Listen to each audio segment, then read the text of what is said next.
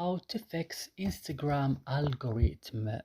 In this video guys, I will show you how to fix this on your Instagram account. Just watch this video till the end. So first go and open the settings of your device, then go and search for here, well, not here guys. Before that, go and open apps option. Here you will find all the applications that you have on your phone. Search here only for Instagram. Open Instagram like this, and then you have to scroll down and click on storage.